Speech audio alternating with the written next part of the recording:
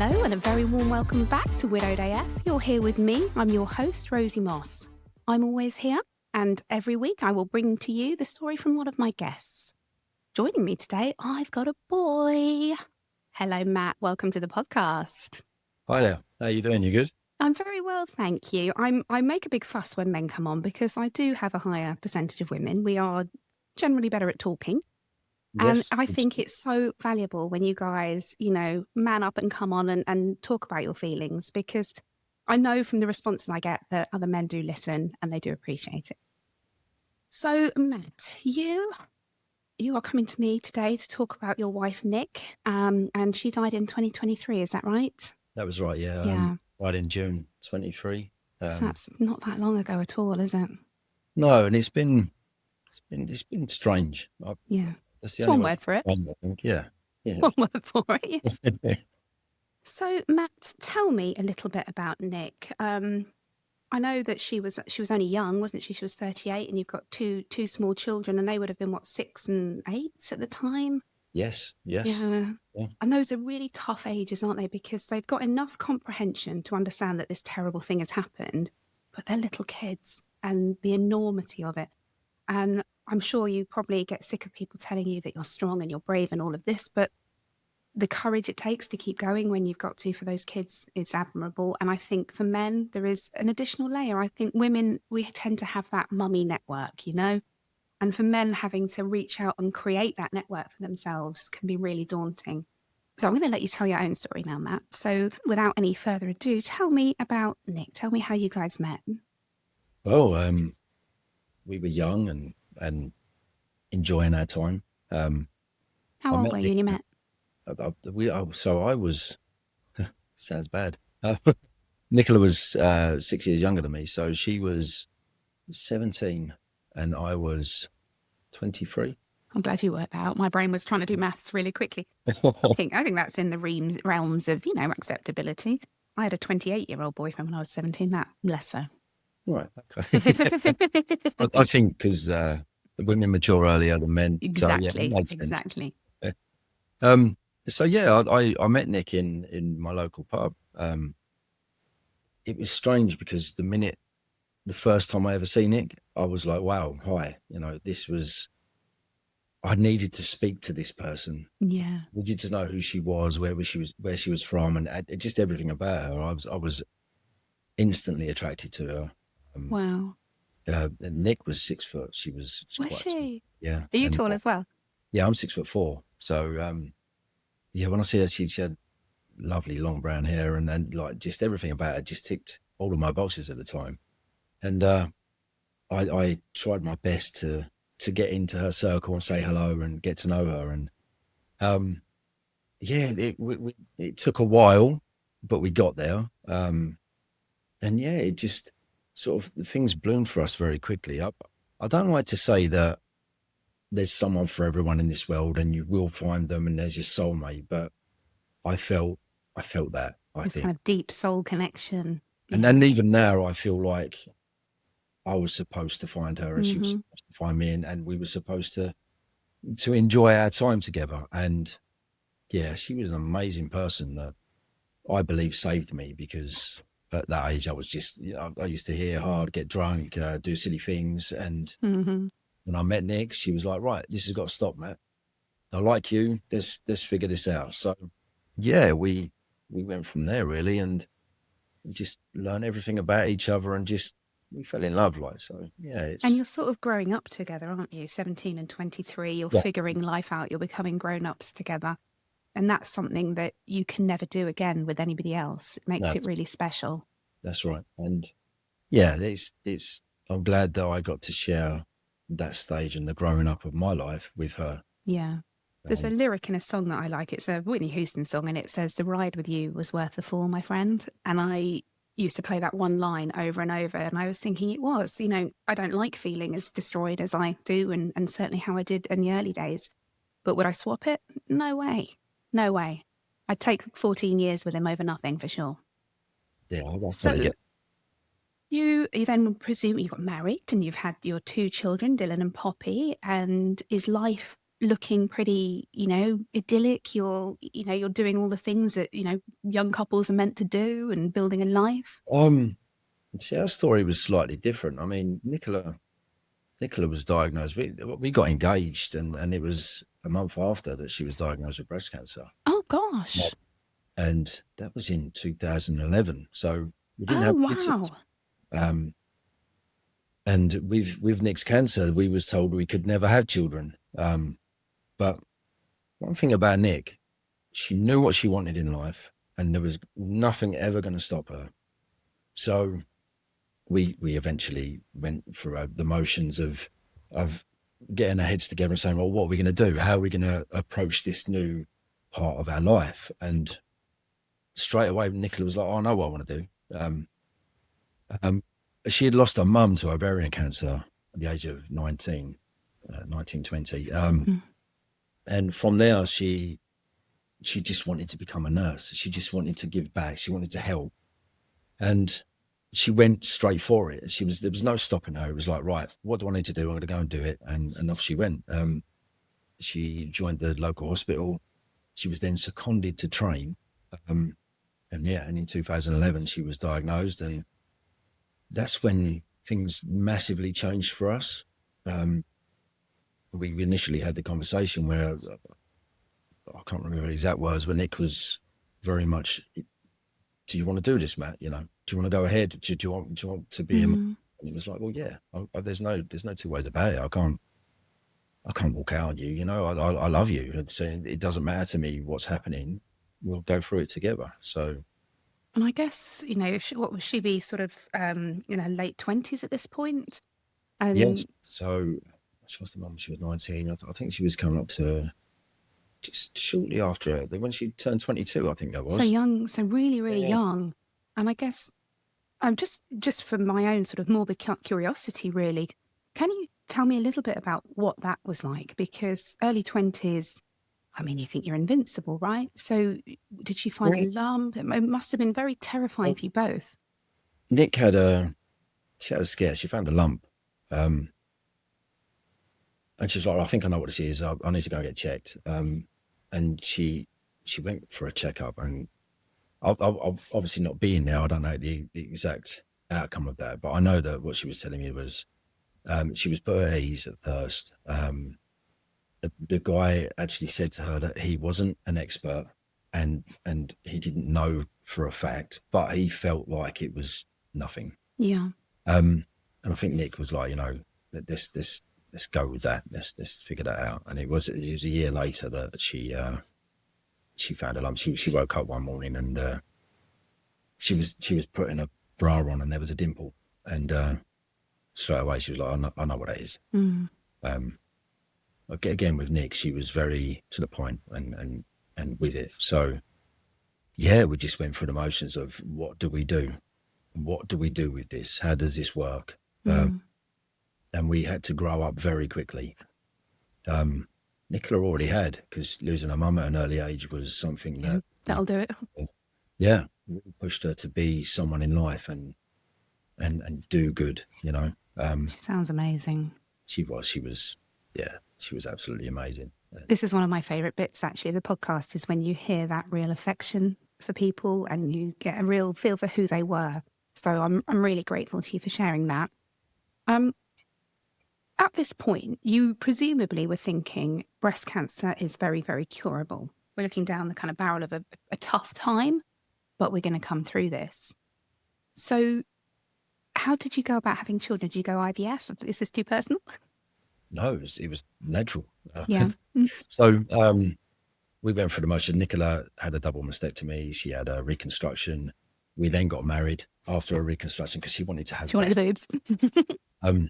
So we went through the motions there, and we sat down and we had this discussion about kids. And we'd gone to a specialist about freezing eggs, and the outcome of that. And I'm not going to say any medical terms, but it was pretty much, look, it's probably not a good idea because it's in effect you're freezing cancer if that's how it works. And that was a time when Nick sort of stood up, and this is she wasn't angry. She stood up, literally pushed the door open and walked off. And it wasn't it wasn't her being upset. It was her saying, just you watch, because Oh, whatever you're telling me, no, that's not what's going to happen. That's not how my life is going to be. Like, I will have children.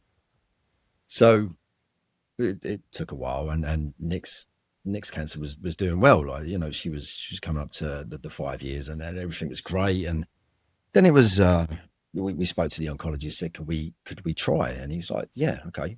You know, everything's okay at the moment. You're stable. Let's do a year off your meds. If nothing happens, you're going back on your meds. No more conversation. yeah. So we tried, and Nick was pregnant, and it was like, wow, this is amazing. This is it. You know, like, there is no stopping us. And we got to the 12-week scan, and sadly there was no heartbeat. And Oh, it was like, what do you do? I mean, for Nicola, it was like, right. I mean, the questions in her head was, is it because I've got cancer? Is that what's done this? But for me, I said to her, look, you know, we know that it works. mm-hmm. We know that it works. So we tried again.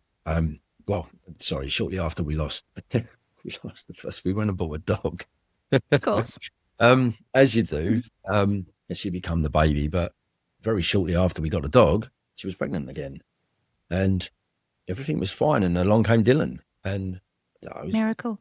yeah, it was everything we dreamed about. You know, at a young age, you're told that, well, you're not told, but at a young age, you understand that you find someone, get married, have children, settle down, and then you grow old together. You know, that's standard, Yeah. is it? But along came Dylan, and everything was just amazing, absolutely amazing, and we was loving it. She went back on the meds, and a little while after, she had a scare. They found on a routine scan, they found spotting in her liver, and they was like, right, okay, so we need to have a look. So she had an ablation, and they come back, and it was like, you know what, there's nothing there, it's fine. I was like, oh, brilliant. So we went back to the oncologist, and the story was like, can we try again for another one? And Yeah. there's nothing wrong, off you go, you know. So, I mean, with Poppy, I don't even think I went near Nick. I think I just looked at her and she was pregnant, you know. All right, show off. She was like, here I am. And that's exactly what she's like now. Like, Poppy she's a firework. Is she like her mum? Yes. Yeah. She's got this determination that, yeah, she's on it. Yeah. This is Poppy's world. You will do what I tell you. And you just exist in it, right? Yeah. Oh yeah, she does sound like my 8-year-old. And she's absolutely brilliant, you know. Yeah, they are. I want some of her spark and her confidence, and you know, her refusal to suffer fools gladly. Yes, and this whole blind side about that. There's nothing bad in life. It's all good. Let's go. Yeah. So anyway, we Poppy come along, and shortly after Poppy was born, there was a routine scan, and pretty much it was, look, we're really sorry, but it's wrong. There was something now, and because you've carried your child for 9 months and you haven't had any treatment, that's secondary breast cancer that was in your liver is now in your bones as well. So it was like that was a baseball bat. That was like someone run up to us and sledgehammer to the head. And that was hard. But do you know what? No, there's nothing going to stop us. You know, Nick had this whole, okay, what do we do? And again, we sat down and we spoke about what we were going to do for it all, and we just carried on.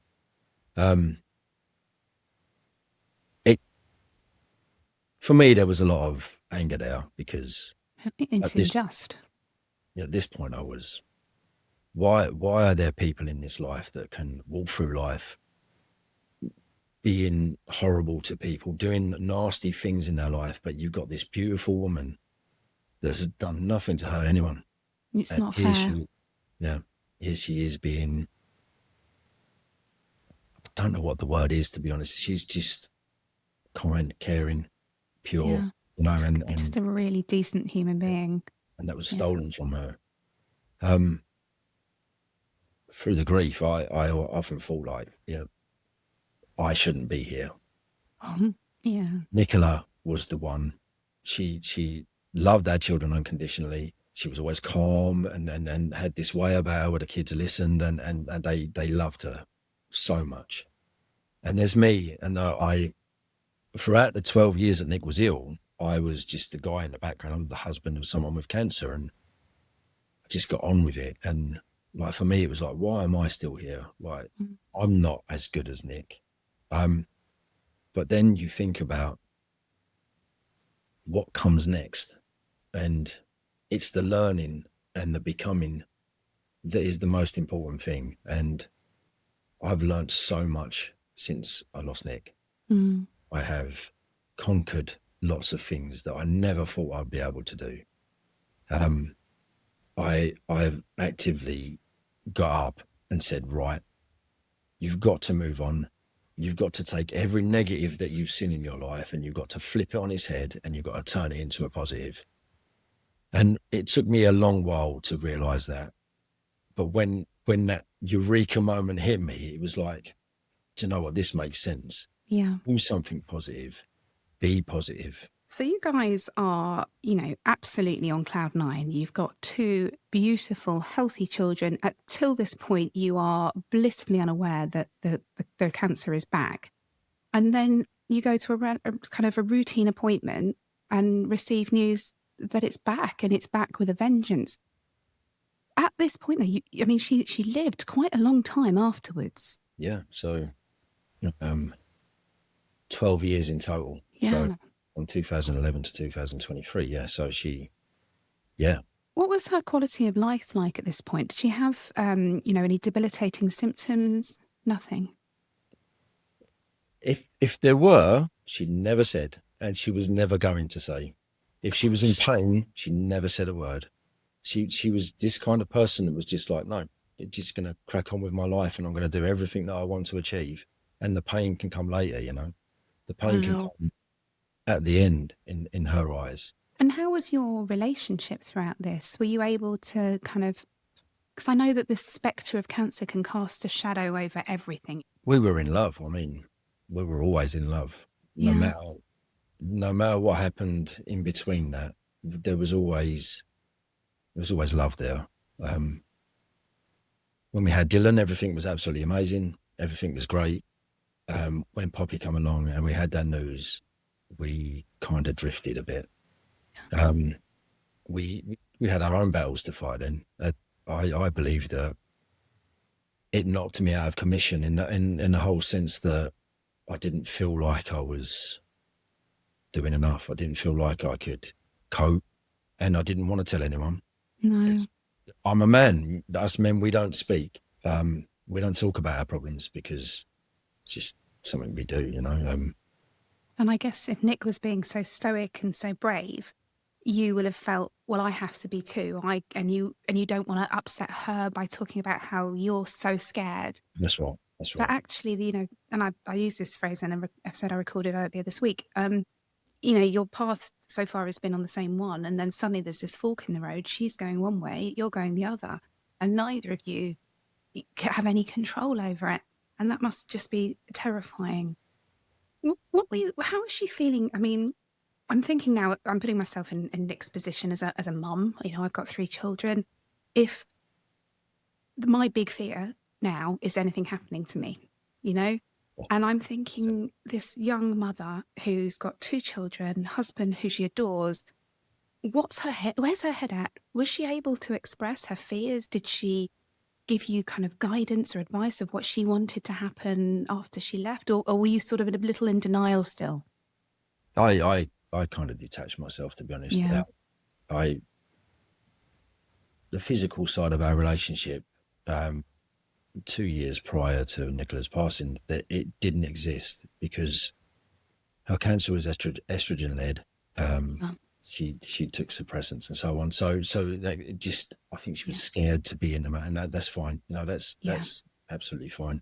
But for me, I breaking away from that, it was just really, really tough to get my head around it. And I wouldn't take the advice that she wanted to give me. I didn't want to believe that this was happening. Yeah.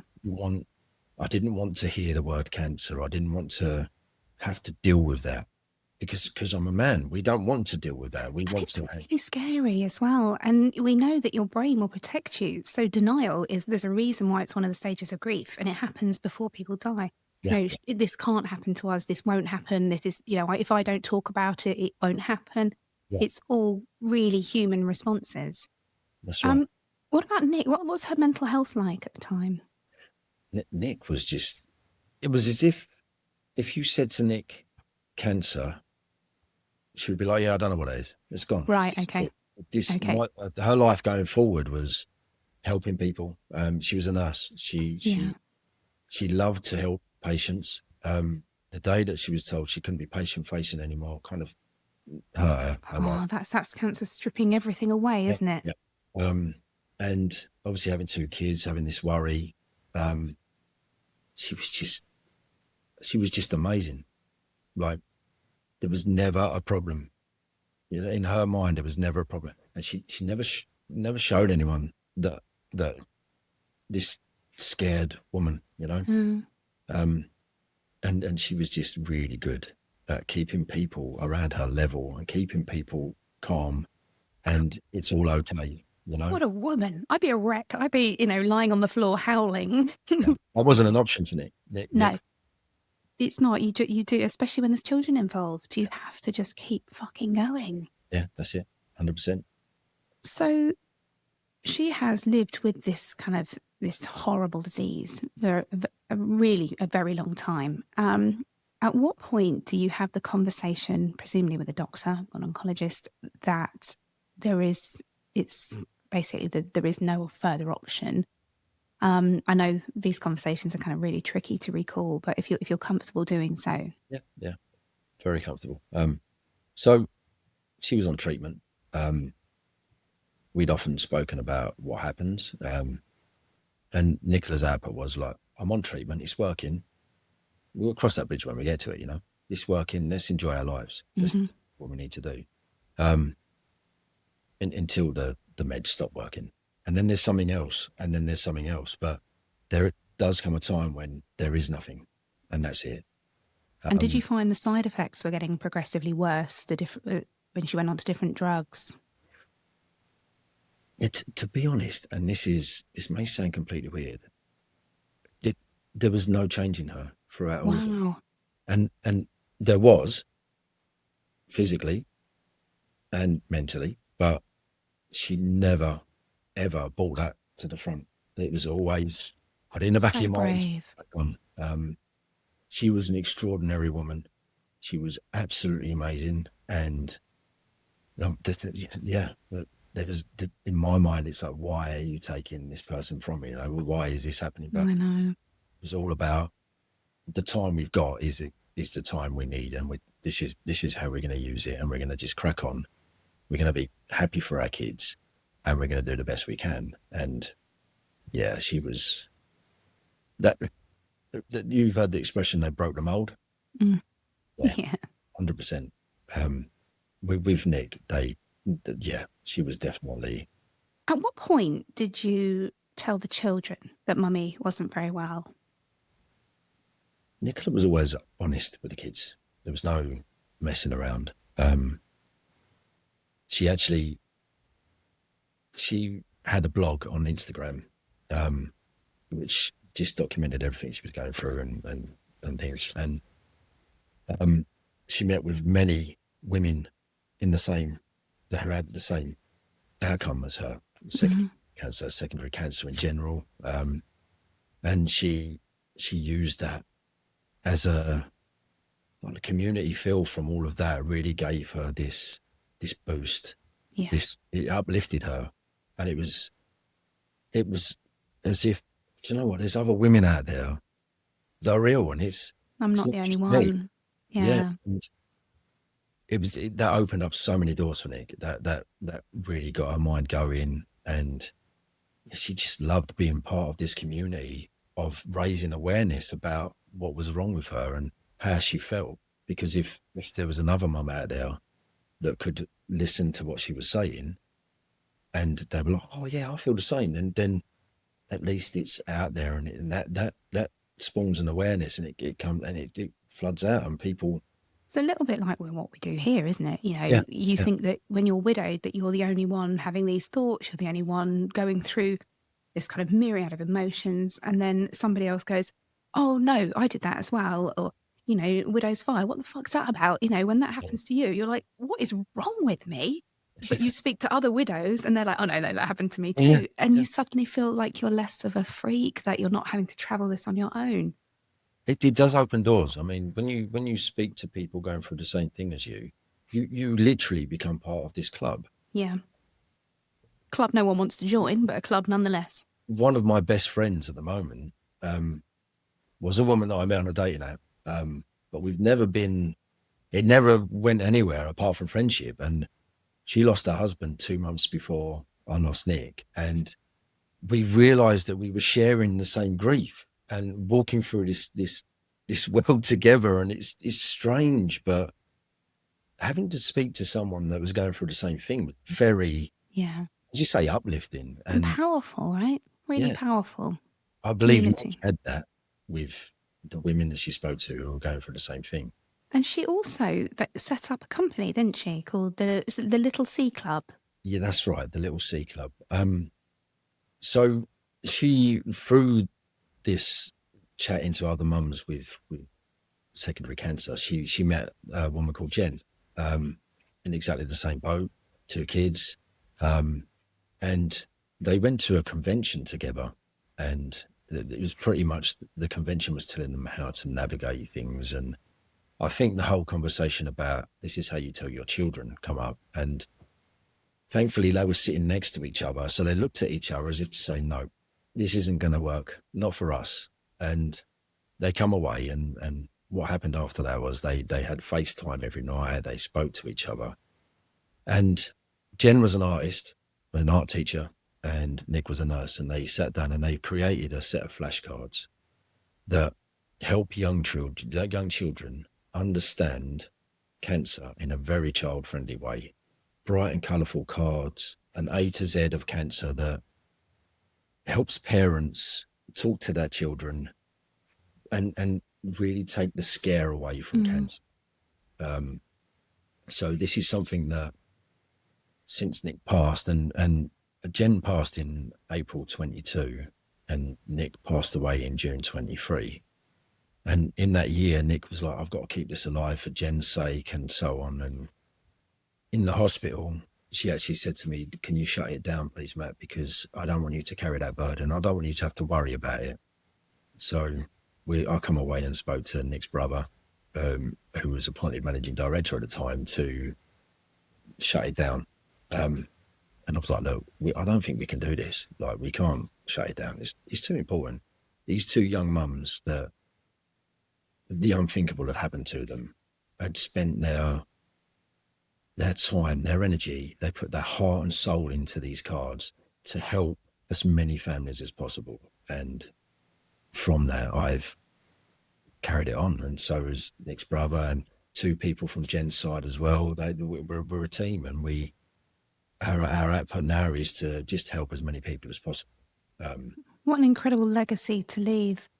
Yeah, we all like to think that we're going to make a difference, be it in our life or afterwards. And we will share a link to where that people can buy these cards as well, because I think they sound incredible. Because so much of cancer is jargon, it's big, scary words. One big question that pops into my head while we were talking then, how did she cope when Jen died? Because that must have brought everything home to you all. I see a massive change in Nick. Yeah. She had found this best friend, right?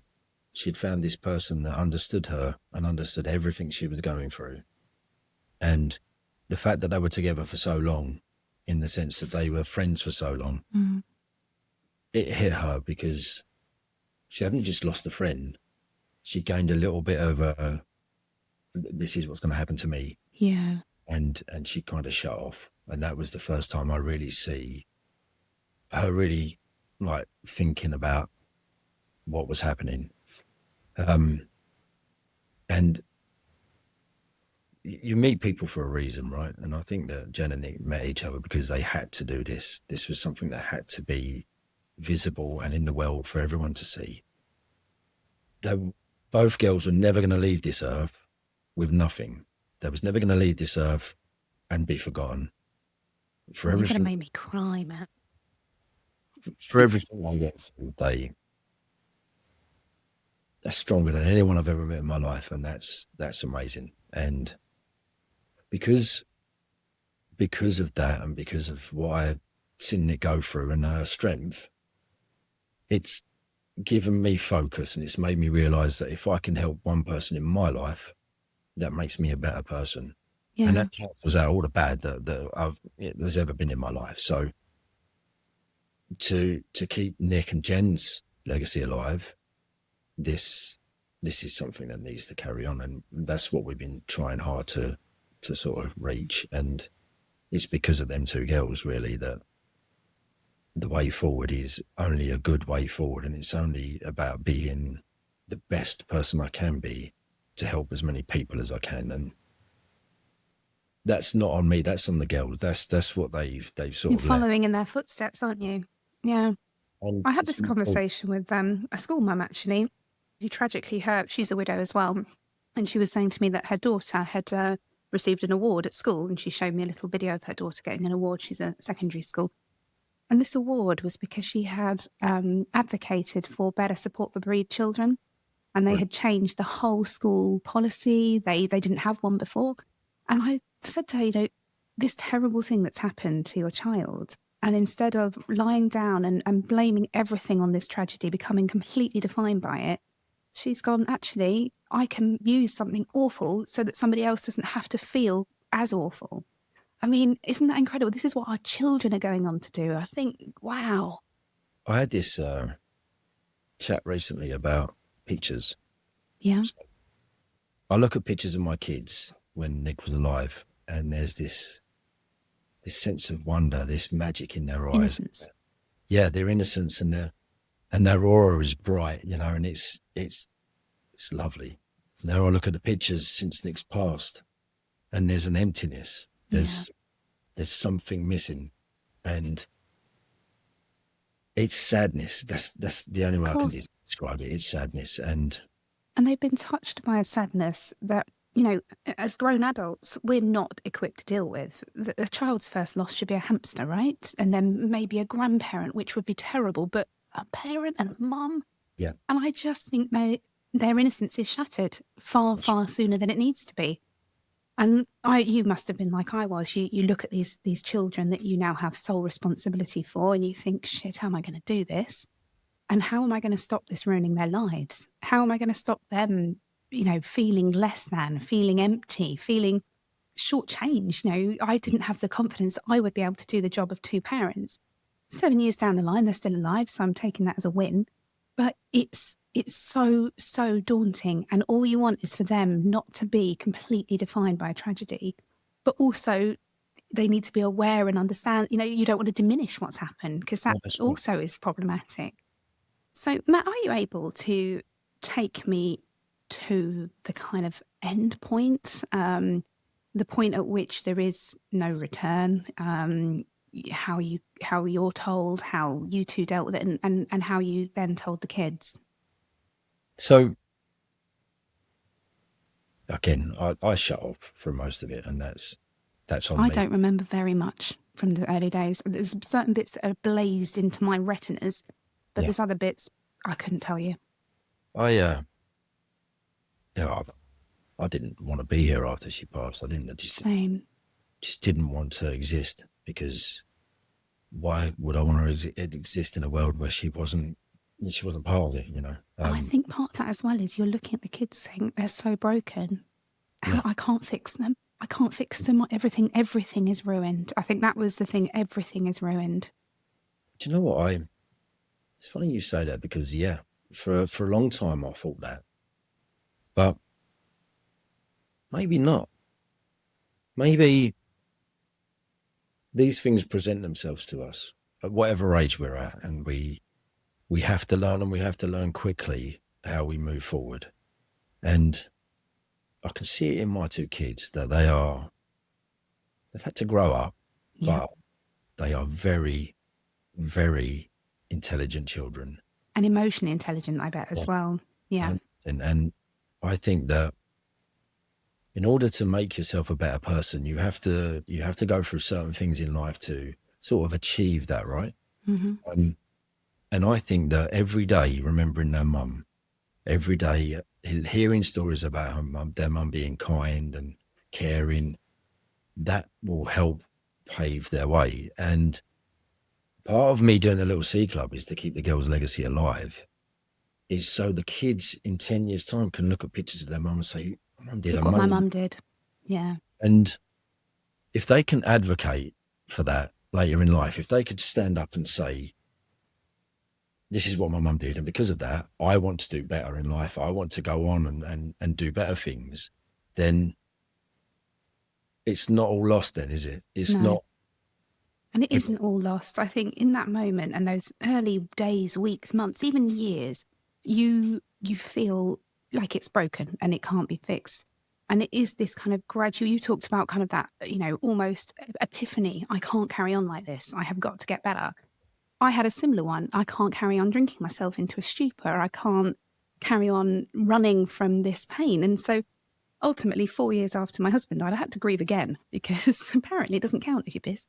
So, it's having, but you have to take that kind of accountability and say that this is terrible and it's painful and I'm going to have to deal with it. But I've got 3 amazing, inspirational humans that look to me for guidance. Yeah.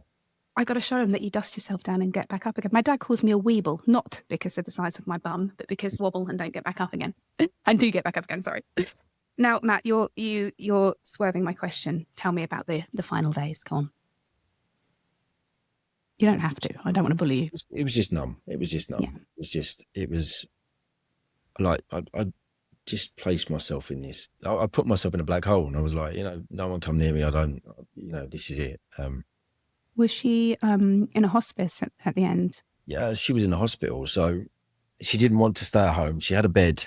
She had a hospital bed here that she slept That's her being selfless again, isn't it? She didn't want to burden you and have the kids see her. She wanted the kids to see that. Yeah. But I think that it was important that the kids see her in some respect because they need to understand what cancer is. They need to understand that this is something that, and for that reason, they need to know that because one day they might find a lump and be like, right, straight away back to the hospital. I need to get this checked. I know what cancer is. I know what it can lead to. And I won't take no for an answer. Yeah. Exactly. And I think that, Nicola being selfless to go to the hospital and say, this is where I want to be. That was her way of saying, like, just take this away from the house. Let's leave the good memories there so the kids have got that. And let's go from there. Like, and unfortunately, I wasn't there when she passed. So her dad and her brother were there. I felt that, and I didn't know that it was the last night. I really didn't. But in hindsight, like when I look back and I think to myself, do you know what? Something must have told me. And for the last night, her dad and her brother stayed, and I was like, do you know what? I know she's getting worse, but it was kind of me saying, you come into this world, Nick, and the first people you see are your brother and your mum and your dad. And unfortunately, your mum's not here, but your last night was spent as that family unit that you learned and felt when you were first born. And it was the early hours of the Sunday morning that I got a call from Nick's brother, and he said that she's passed, and I just didn't know. I was like, okay, and that was it. I didn't really say much. It was like, right, and it was just numb after that. It was just numb for so long. And when you talk about drinking, I don't drink now. No, not me. 3.5 years. I do on the odd occasion, or special occasions, or just when I fancy a beer or whatever, I'll have one. But as a general, no, I just don't. And I was drinking 4 cans of Stella a night and 2 whiskeys, like to help me sleep and all this, and it's not needed. No, I was hiding bottles in the school recycling bin so my mum didn't see them. That's bad, isn't it? Yes. Well, I fell over and broke my leg. I tripped over the dog because I was drunk one night. Oh, you can't break a leg when you're a solo parent. I know. I'm worried enough about my tyre. Thankfully, Nick's family have been amazing. Have they? That's amazing. Nick's dad cuts the grass, comes, looks after the dog, loves the kids. Like he's And always. they're very involved in the children's lives. They are, yeah. Yeah. Massive. You need grandparents, right? Yeah, yeah. So we've only got Nick's dad, and we've only got my mum. We've got Nick's brother as well, and yeah, we've still all very good friends, and we still just get on with it. And for a long while, Nick's dad was doing all the footwork with the kids for school, but I was able to leave work last June, June 24, to focus on the kids. Wow, that's incredible. Yeah, and through that, I've tried to focus on the charity side of things as well. We're a limited company at the moment, but we are going through the motions of becoming a charity. So, but that's given me time to focus on that, and it's given me time to keep that legacy there. To do what really matters. And for a lot of people, they don't have the choice. But I think, if given the choice, I would take a career break. I was actually on maternity leave when Ben died. So I was kind of on a career break. And I was able to run his business for a couple of years, which meant that I could stay at home. A flooring business in France. I don't speak French. I know nothing about floor. You can imagine how successful that was. But it kept the wolf from the door, so to speak. And it meant that I could be at every pickup, every drop off, that I was there to have them in my bed at night. And I'm really grateful that I had that, because my children do have attachment issues, the little ones particularly. And I know that without me being there, it would have been much worse. Yeah, yeah. What about telling the kids? Because have you given them any preparation up until this point that, mummy is going to die?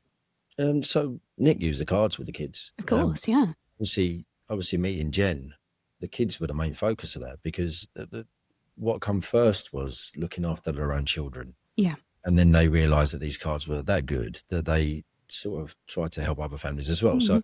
So they used the cards, and these cards are written in a very colourful way. I've had a look at them. They're brilliant. They are amazing. And like, there's no jargon. It's just straight to the point in a child-friendly way. And it's very intuitive, it's very, the kids understand through that. When Nick passed, I was very much like, so she passed on a Sunday morning. Monday, I took the kids to school. Yeah. There is going to be I'm not going to stop. I'm not going to give you the excuse to say, I'm sad, I can't go to school. It's not happening. You're going to school.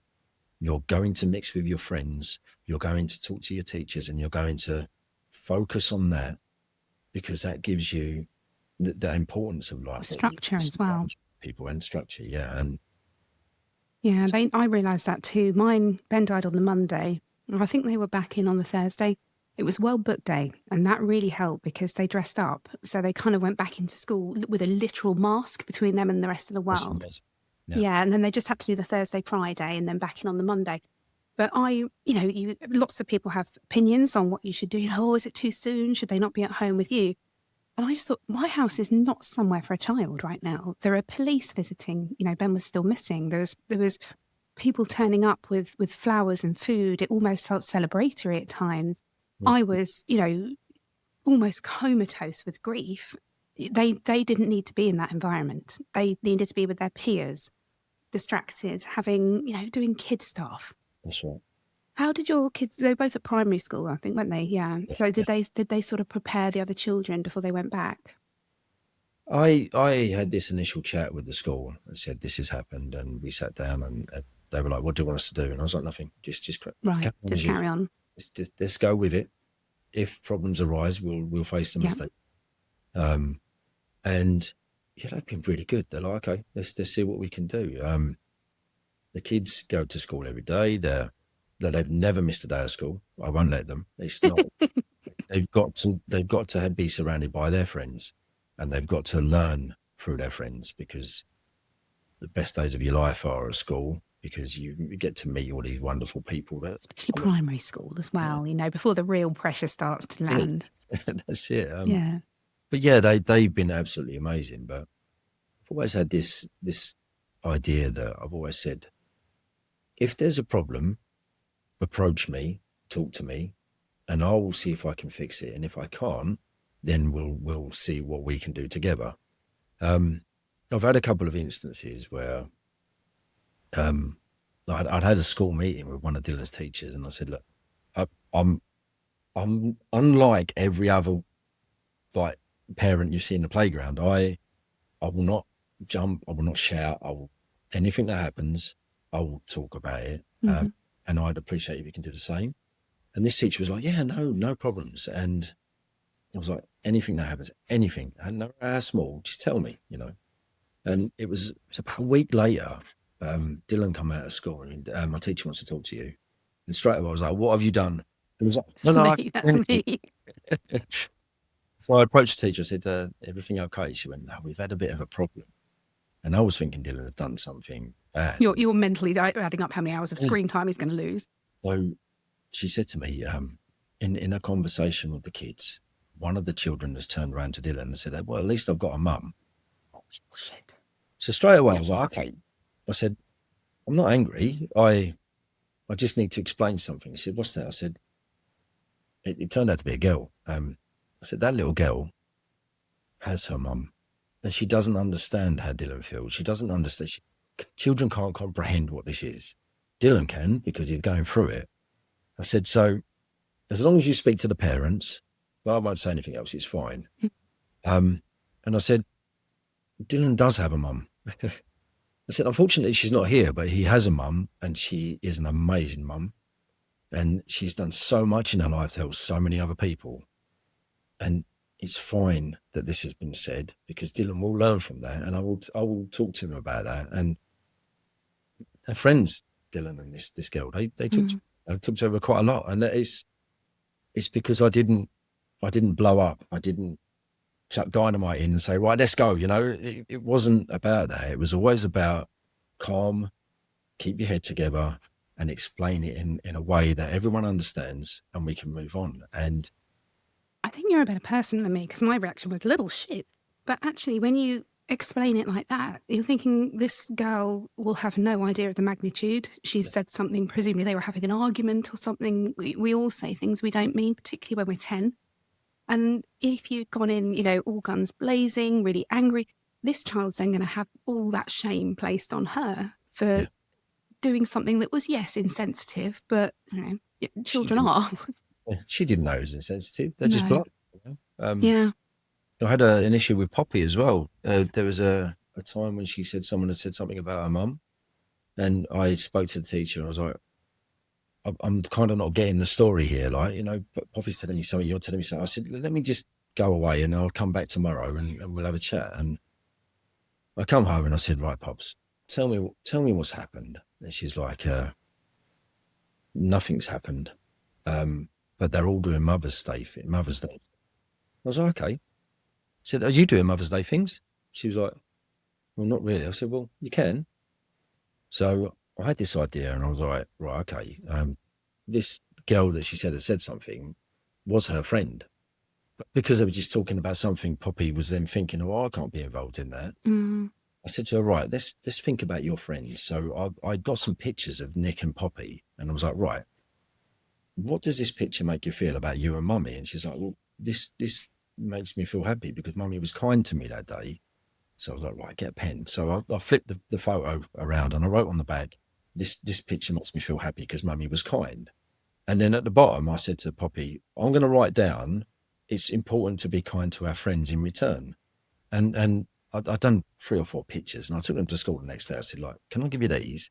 I said, if she's having problems like that, just let her have a little sit down and remember to be kind, to be happy. And she's like, yeah, okay, that's a really good idea. And I was like, yeah, it's brilliant. I said, I've spoken to her as well about Mother's Day stuff. I'm happy for her to do whatever you're doing. If they're going to make cards, make cards. Yeah. We've got somewhere to put them indoors. They can go in a memory box afterwards. And for me, it was not a problem. It's something, it can always be fixed, right? And it's teaching them, isn't it, how to, because there's always going to be these things that happen. I took my eldest to a very, very rock and roll, the Fleetwood Mac tribute at Rochester Cathedral last Friday. And I had forgotten that Fleetwood Mac did Songbird. I only really think of it as being an Eva Cassidy song. Guess what song I walked down the aisle to, right? Wow. And so, end of the concert, the opening bars of Songbird start.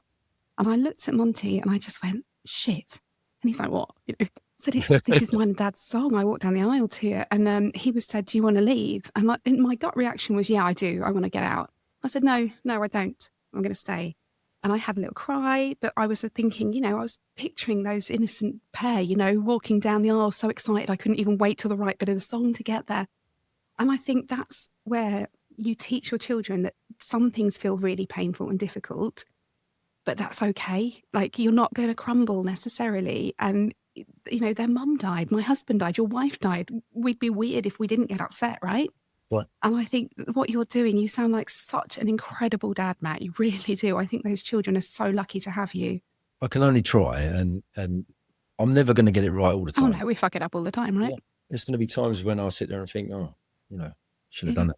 But I think that if you talk to children, if you talk to them like you're on the same page as them, then you get results. And they're the people that, I've always had this thing that you're born into this world, you have your parents and your grandparents, and you see your grandparents pass away, and you're like, okay, this is what happens in life. And then later on, your parents pass away.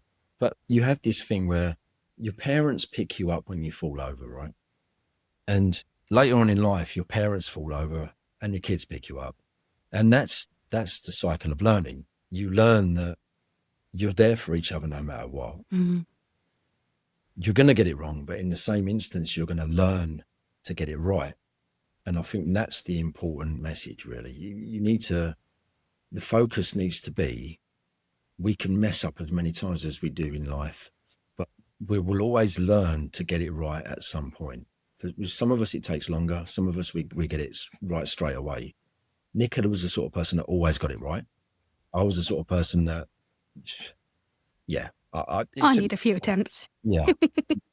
But I've learned in my life that everything that you see and do, you learn from, and you need to make sure you do learn, because if you don't, then things can go horribly wrong.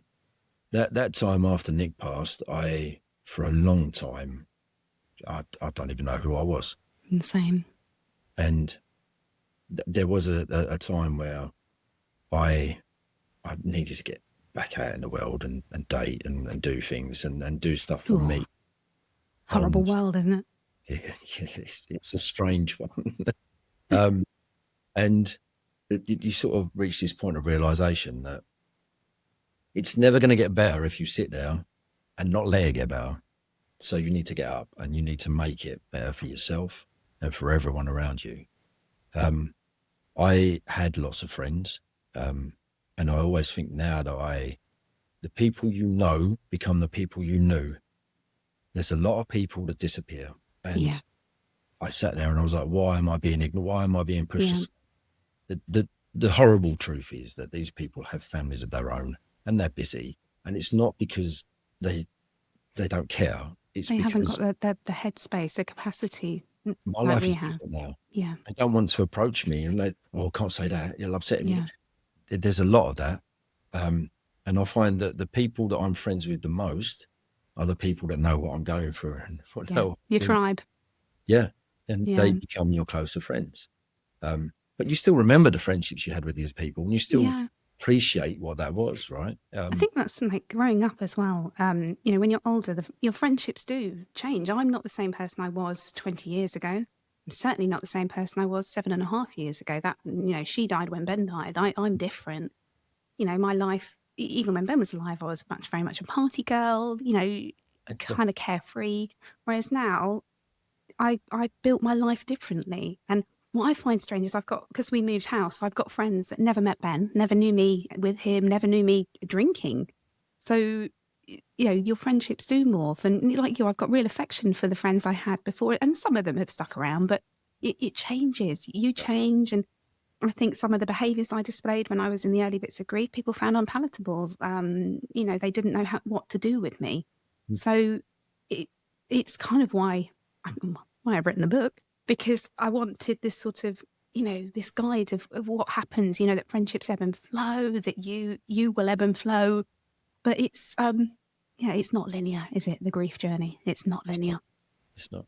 But, what did you sort of, I know that we're sort of coming up to an hour, so I won't keep you too much longer. But what did you do?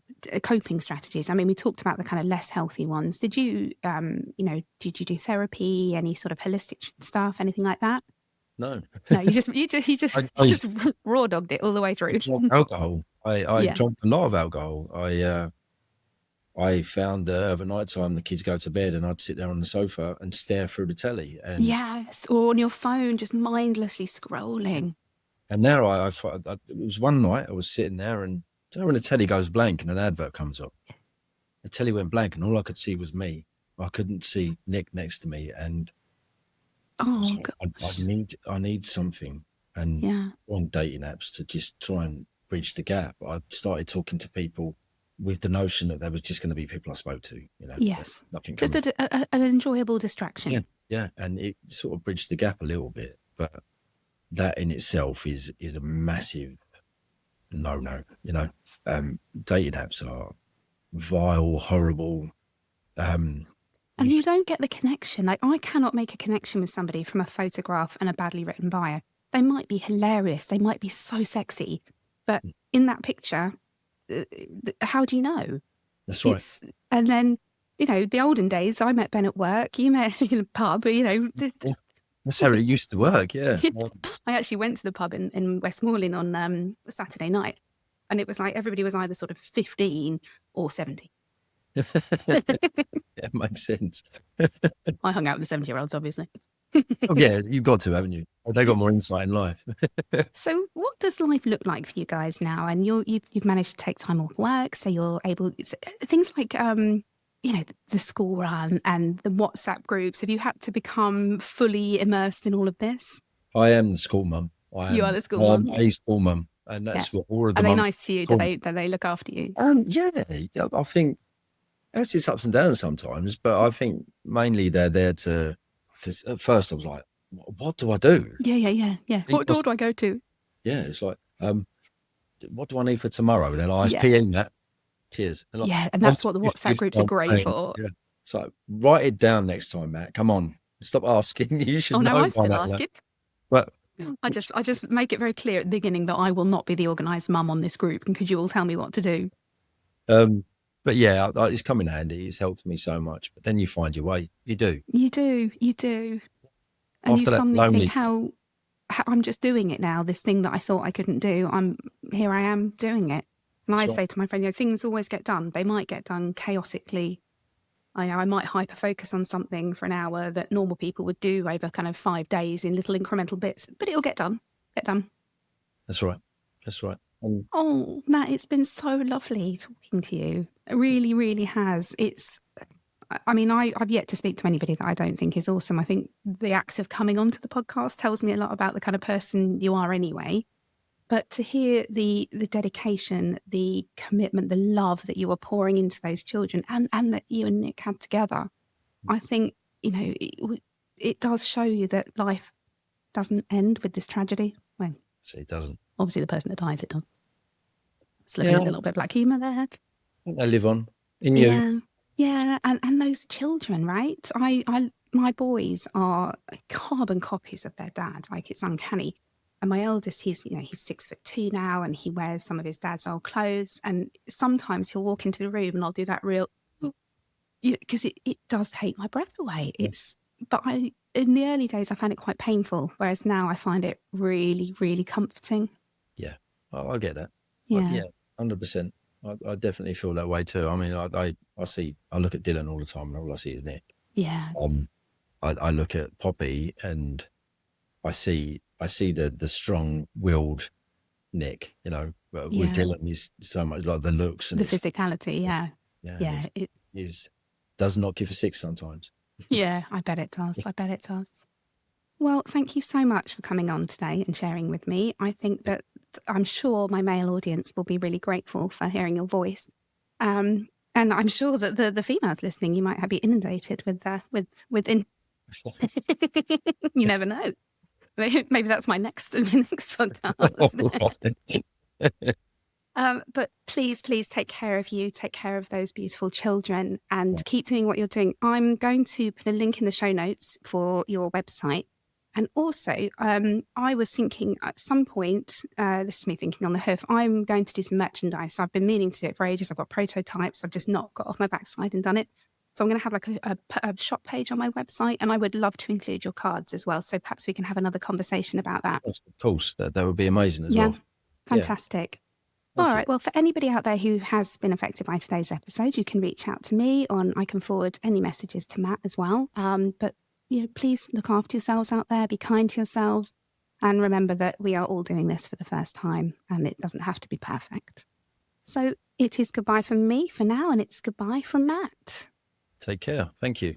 Thanks again. Bye-bye. Thank you for listening. If you found this episode helpful, hit follow or subscribe so you don't miss the next one. And if you think someone else may benefit from this, please do share. We'd also really appreciate a quick review. It helps more people find the show. Thank you again, and see you next time on Widowed AF.